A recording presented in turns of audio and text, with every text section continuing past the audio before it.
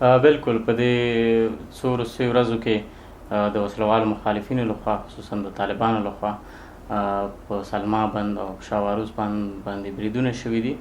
بریدونه د دې بندونو په امنیتي پوستو باندې شوي دي.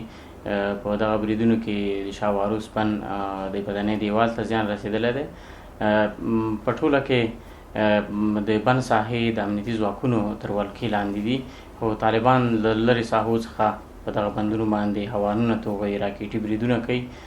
زمونږ تشویش د همدې نه دی چې له لرې ساحو نه د بند په ساحې باندې هوانونه توغول که خدای مه کړه د بند د بدنې په دیوال باندې د هوان مرمۍ ولګېږي، د بند د نړېدو په صورت کې به ګڼو هېوادوالو ته مالي او ځاني زیانونه ورسوي.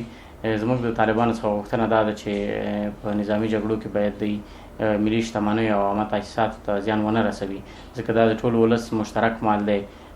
د هیواد د اقتصادي پیاوړتیا، خلکو ته د کار پیدا کولو او د هیوادوالو د کورونو په روښانه کولو کې دغه بندونه مهمه ونډه لري. موږ ټول په دې باندې مکلف یو چې د لویو پروژو نه ساتنه وکړو. دا د ټولو افغانانو ملي و انساني او ایماني وجیبه ده.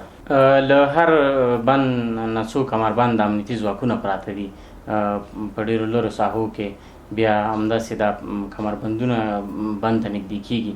دوی د بندونو په اوله پوستو باندې بریدونه کړي دي، نو دوی هڅه کوي چې د بند ساحې ونیسي، خو په مقابل کې امنیتي ځواکونه په ډېره مېړانه د دوی مخه نیسي او نه پرېږدي چې دوی بند تر خپلو ولکو لاندې راوړي. دا موضوع خو تر ډېره د امنیتي ځواکونو او د استخباراتي ادارو مربوط کېږي، ځکه د اوبو ملي اداره یو تخنیکي او مسلکي او خدماتي اداره ده.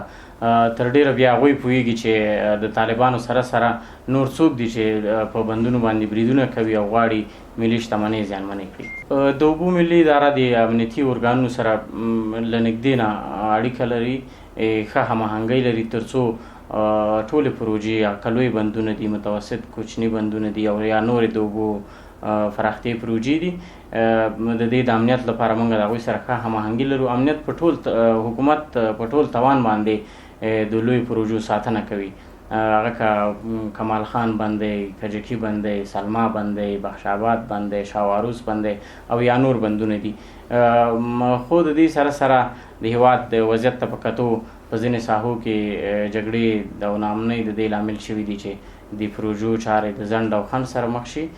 خو د حکومت ډېره هڅه دا ده چې د لویو پروژو ساتنه وکړي او هغه سیمې چې هلته د اوبو مدیریت پروژې تطبیق کېږي په ښه توګه هلته امنیت ټینګ کړي، تر څو پروژې پر وخت سره تطبیق کړي. موږ د یو مسلکي او خدماتي ادارې په توګه، ځکه موږ امنیتي ارګان نه یو، لومړی د حکومت څخه غوښتنه کوو، د امنیتي ارګانونو څخه مو غوښتنه دا ده چې د پروژو په امنیت کې له موږ سره له دې نه هم زیات همکاري وکړي، تر څو د پروژو امنیت خوندي واوسي.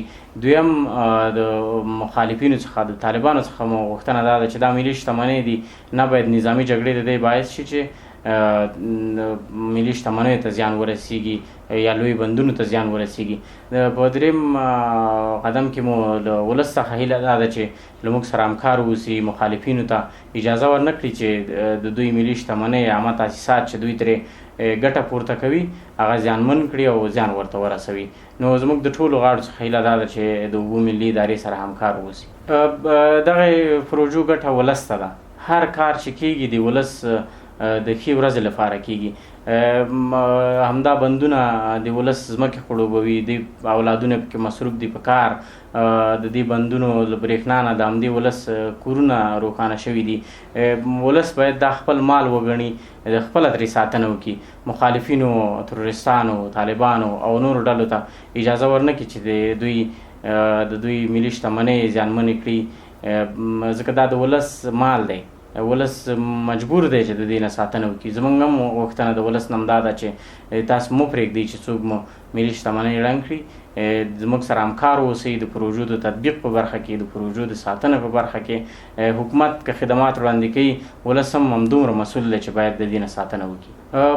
هغه خلک چې طالبان دي یا نورې ډلې دي چې دوی ملي شتمنۍ یا لوی بندونو ته زیان رسوي، زموږ غوښتنه ترې دا ده چې نظامي جګړې نه باید ملي شتمنۍ ړنګ کړي، یعنې د دې باعث نه شي چې عامه تاسیساتو ته زیان ورسېږي. دا د ټول ولس مشترک مال دی، د ټولو افغانانو مشترک مال دی.